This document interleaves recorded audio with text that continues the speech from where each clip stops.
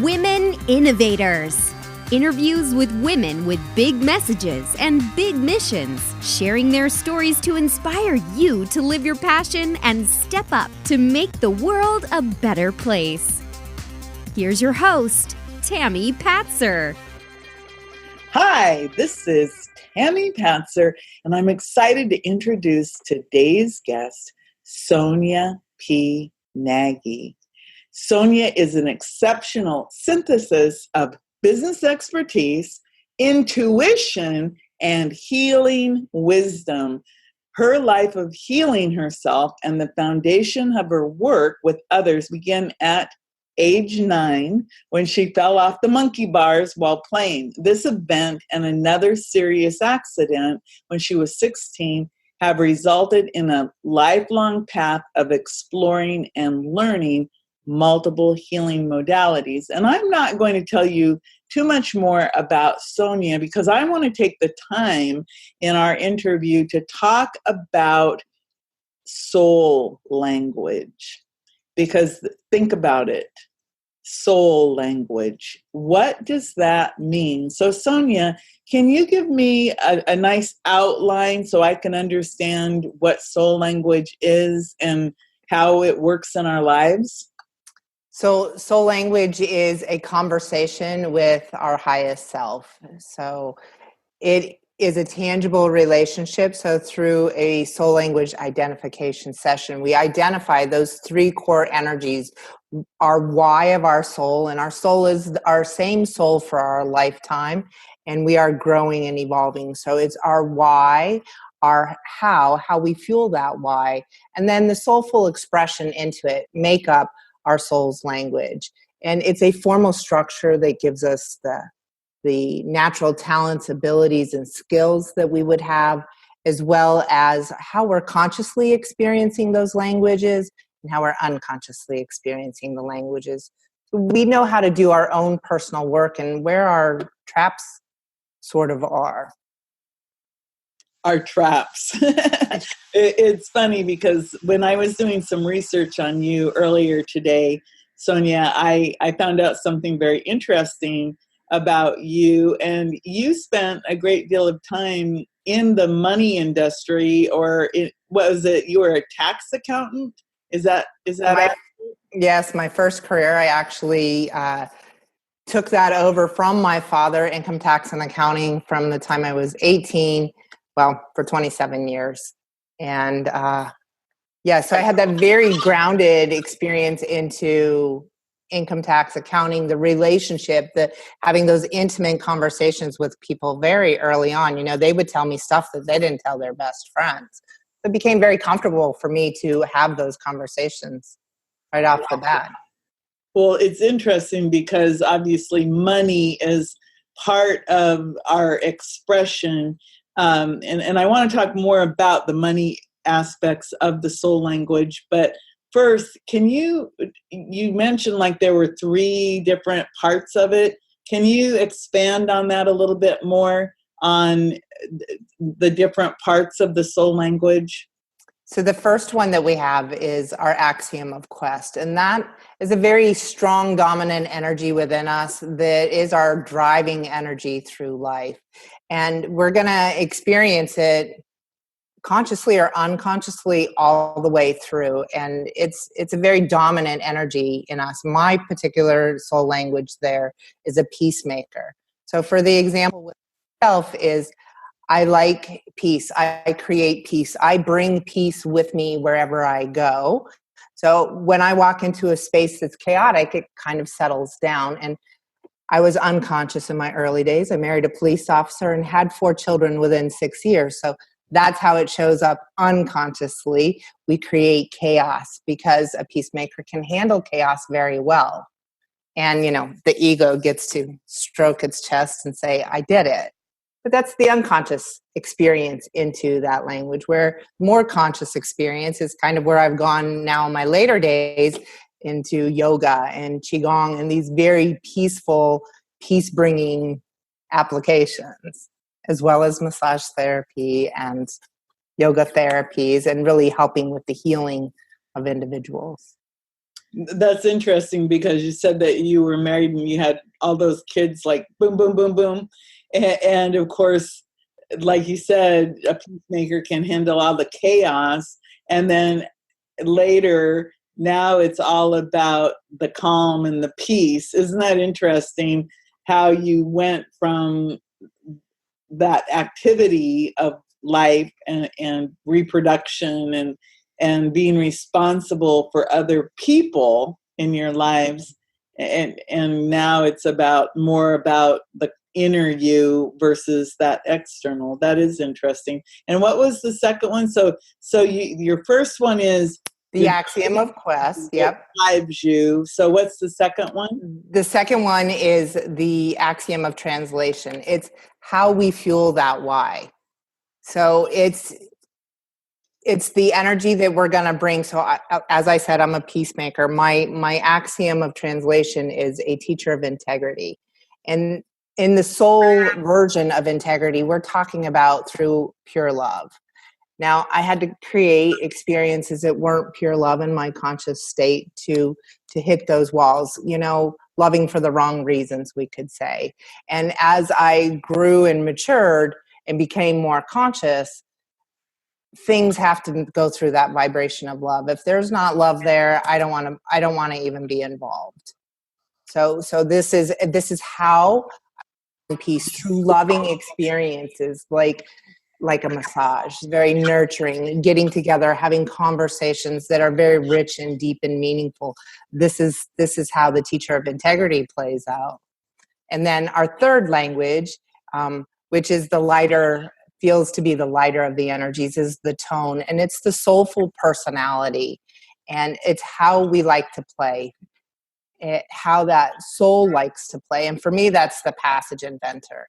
So I am always looking for those passageways. I love to create courses. I love to take courses. However, the unconscious me would be taking those courses or going on those trails. They could not lead to peace. So in my most conscious state, those courses will be further developing peace and love for myself. Now, not everybody has those languages will operate that way. That's my unique recipe unto myself. So one of the things that you do as a soul language practitioner, then obviously you would help somebody find out what their quest is, what their translation is, and then what the tone is.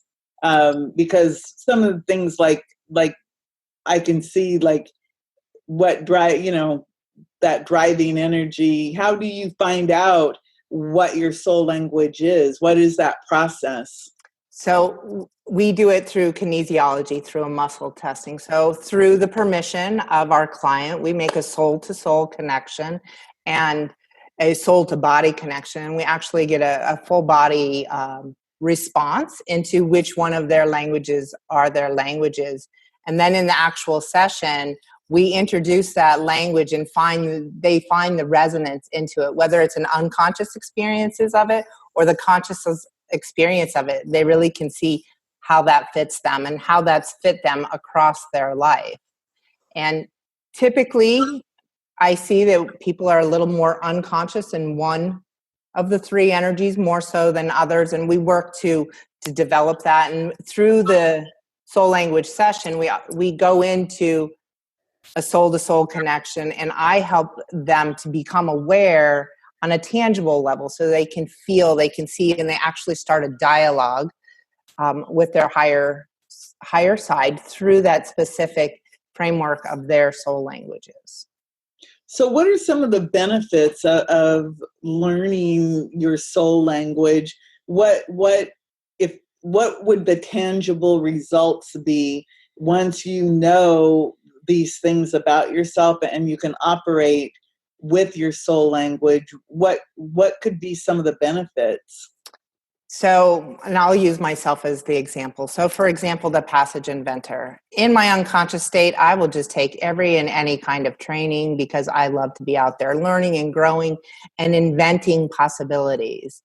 However, if they're not leading to me to peace, they're really not beneficial for me. So having the conversation with my soul, I'm able to identify, is this for me, or is this just something that I'm looking to entertain? I like the people that I'm going to be hanging out with. Or is this something that really is benefiting me at my highest level, benefiting the people that I'm going to work with at my highest level? So it gives me that compass within myself with a very clear guideline. So that's one way. Another way, I am in community with a lot of my clients, and the way that I have seen them use it is they'll come to me because I've been a bit of an advisor for them, and they'll ask a question and I'll immediately redirect them back to their languages and tell them, ask, and immediately I see them go from a confused or scared into a powerful knowingness, because the answer is always right there. It's just, are we going to seek out here for the solution, or are we going to seek inward for our solution? So those are the two big ways, I see it used, is when you're having that challenged, confused, it gives you very clear, very authentic. You can't get better advice than you can from your soul for you. That's really interesting when you think about it, because most people, and again, it goes to that higher consciousness. I've been studying higher consciousness a lot lately, and it's very interesting that the lower your consciousness level, the more you're disconnected from your soul and from the divine source, the universe, God, whatever you want to call it. And the more connected you become, you can tell just in the way, that confidence and the energy and how your life is. And one of the things about your background, again, that I find very interesting, because you spent all that time working with taxes, i.e. money, do you find that if somebody learns their soul languages, that it can help with that relationship with money? Absolutely. So we also identify soul language for money. And what that is those three core energies into the money relationship. And those energies are really going to govern that relationship. So, and in the session, there's that healing, and as well as coaching, we can do more of the work to dive deeper in. And within myself, I saw my own patterns, and I've done money work. I've done belief work on money, but I hadn't done the internal energy work of where is the disconnect within myself, within the relationship of money, within the partnerships, within the how and the what and the why of the money. I hadn't done the work interior. And as soon as I started to do that work on an interior level, I immediately started to see the results. So I'll give you the example. It was my masculine and feminine within, which were showing up. My why language was showing up very masculine, and my how language was showing up very feminine. And my why language actually had a chokehold on my feminine. So I was able to do great service. That masculine is that doing energy. However, when it came time to get paid, I had a real challenge asking for the payment. I would even let people walk out the door, and thank God people know that, you get good service. You pay. And I would always get paid in the end, but sometimes I would wait for my money. And it was because I had my internal relationship was choking out literally the expression to ask for money. So as soon as I went in and recognized that, which I did in the sacred work after my soul language session, where I identified these languages and got familiar with these patterns, I started to do that forgiveness work there. And lo and behold, I was able to ask for money. And it was even surprising me when it came out of my mouth, just from, you're interested in my service, hand me your credit card, we'll book the appointment, right? To, asking for right pricing at the store, when they had the sign wrong, I questioned it, where the old me would have just let all of that go and just, take the heat of it. So immediately the tangible results started to show up for me there. Just the other night, I was talking with some healers, And I asked them the question, I said, how many of you see yourself as a salesperson? Nobody raised their hand. And then I said, how many of you want to help people? They all raised their hand. 100%. And I told them, I said, do you see the issue? Yes. That you don't want to be a salesperson, but you want to help people. And the only difference between a salesperson and someone who helps someone is that the salesperson gets paid for that.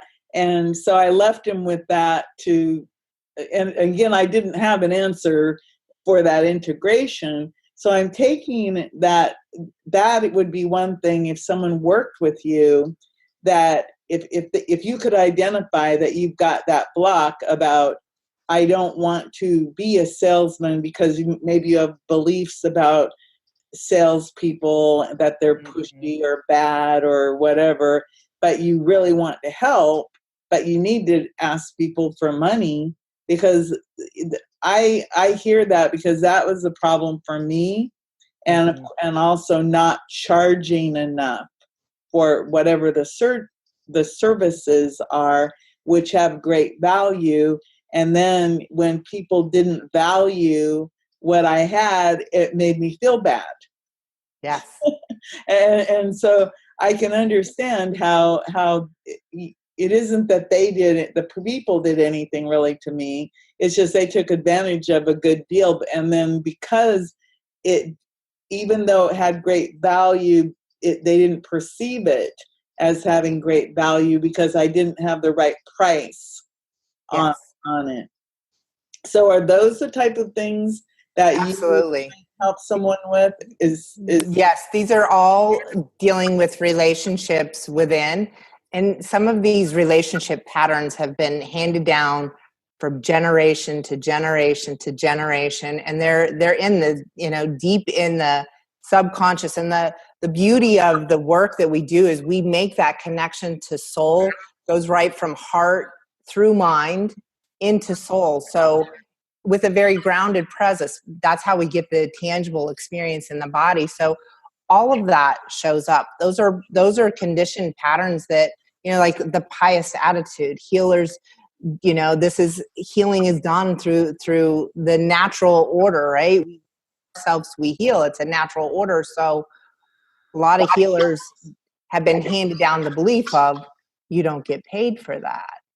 However, if they're showing up and they're putting their time and energy and effort in, there's a value for that. So yes, and those relationships absolutely do show up in the sessions, and we do the work. And sometimes it's a one and done, and sometimes there's several. It just depends on how deep and how strong those patterns are. So how long if you were to work with someone, what do you do? Have a conversation with them to find out where they're at? Or how does that look? Is it in person, online? I know you mentioned about the soul-to-soul connection, but I know you don't necessarily have to be with a person, like touching, like we're talking through Zoom right now. So this is the platform that I use. Yes, so the platform that I prefer to use is Zoom, because we can see each other, and without being touching. I could do them in person, but most people that I work with are not available so easily to come to me. And when we do it over Zoom, even if they come live, we do it on Zoom so that they can have the recorded version, because the healing that happens in there, they many times will want to revisit that conversation and go into the whole experience again. And just like first impression, very, it sets the foundation for their experience. So they typically run 90 minutes. I've had them go as short as 60, and I've had them go as long as 2 hours. And I really stay present to what's required with the client that I'm working with. And then we also go into coaching sessions. So, say we find some stuff within the session and we know that, time, there is only so much time, and we're really hitting some good stuff here. That's when we look into doing some coaching sessions as a follow-up into it. And work deeper in. Now, when they leave the session, they leave with documentation gets mailed to them on their languages so that they can be able to read and study that. And then I also offer twice a month a mastermind where they can come in, and everybody that's in that mastermind has had their soul languages done. And we do a bit of the sacred practice. And the whole soul language session really is a sacred practice, being in this connection, in this conversation with soul. So they have the awareness there, they have the recording of the Zoom call, and they're invited to come back into the masterminds just to be that refresher. Or if they'd like to go deeper, we go straight into coaching.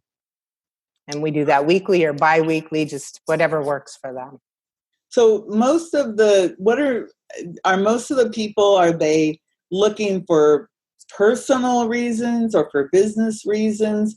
What would you say most of your clients are seeking? What is the big issue for them? So most of them, it is business, but they know it's something within themselves. So they're wondering, why is it that they're making these attempts and not having the full access? Why are they recreating these relationships again? And how do they break out of that old paradigm, that old belief system that they've been in a very rich way? So this is not done through a mental process. This is actually done in a much more grounded spiritual aspect through the soul and through that support. So most of them are coming for that cleaning up of their own self, because it's the relationship that we have within that creates everything on the outside. And most of them know it's a challenge within themselves that's showing up in their business or in their personal relationships. So obviously, our relationships starts with us, just like, my mom, when I was growing up, I'm bored. And I'd say, I don't have any friends. And she'd say, well, in order to have friends, you have to be a friend. And it's the same concept with yourself. Before you can go out and have these really good relationships with other people and other things, you have to start within yourself. And I think that's where many people today, we do get disconnected somehow, and we're so bombarded with information and energy and people, and here we live in a world where we're always like 24/7 connected to something that is outside of ourselves. And it sounds like what you can do, Sonia, to help people is that you help to reconnect them to themselves, that like you said, that soul connection. Get reconnected to who you are, that soul level, and then of course everything else can unfold from there. And can you, in case someone wasn't sure what kinesiology is, can you just give an example of what that is and how it works to give you answers? So it's done in many, it's born, I believe, out of the chiropractic world, and it's a muscle testing. So the body doesn't lie, only the mind will lie. So we're able to do a variety of different ways. There's a book, Power versus Force, that gets very in depth on the conversation of muscle testing and the different scales of consciousness and how we do this in more specific. But basically, you can even do here, give me a yes, give me a no. And each person is going to have a different experience into it based on where they're at right now. But if you ask, give me yes, give me no, and you can release your awareness into it. So oftentimes in the beginning, people think they're making it happen and they don't know, and they ask a lot of questions. And the simplest thing I say on that is your body is going to respond. Don't pay attention. We're really good at not paying attention when we're sometimes supposed to pay attention. So this is a time when not paying attention will work, because you're going to know how your body responds after it responds. So don't look at it until after it responds.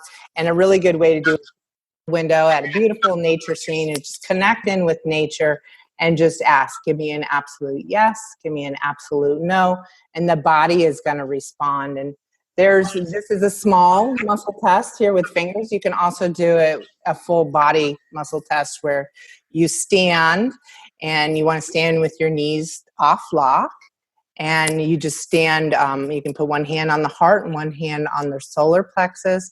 Just take in a nice deep breath, relax the body, and ask, give me an absolute yes, and give me an absolute no.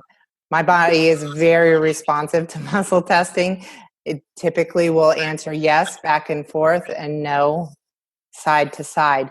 Well, we all have our unique answers into it, what's going to be most comfortable for us. But the point is the body can't lie. Only the mind will lie. Only the mind wants to trick us. Body is of the absolute. You know, this is why we breathe automatically. This is part of our automatic system. Can we override it with our mind? We can get it in the way. That's why I say take the mind out of the game. Just let it be there in service to absolute yes and absolute no. Well, that's a really good explanation, because I know that, you know, it's like, well, what does that mean? You know, and how does your body do that? But it's so interesting when we start to just realize that we have everything we need to give us answers. You know, it's us. Yes, it's really beautiful when we fine tune this system more and get into this awareness. And I always tell people, check before you ask your question. And this could be a question about anything. Is this good food for me? Is this food harmonious to my system? Can I benefit? Can I tolerate from whatever it is, right? So we can ask our body, our connection to spirit. We can ask any question and get an answer on. And, you know, it's really great when you have this awareness. You can go grocery shopping and you can know what food's going to be best serving your nourishment of your body, and what foods to be eating when you're out at a restaurant, and those sort of things. And, you know, not to be crazy about testing on everything, right? We're meant to live life, and, you know, this is a great system. We have our body, and for the most part, it's going to get us through. But it's good when we don't know when things really matter. You know, it can help you in decisions. I have not done it, but I've even heard people take tests with it and do quite well. So yeah.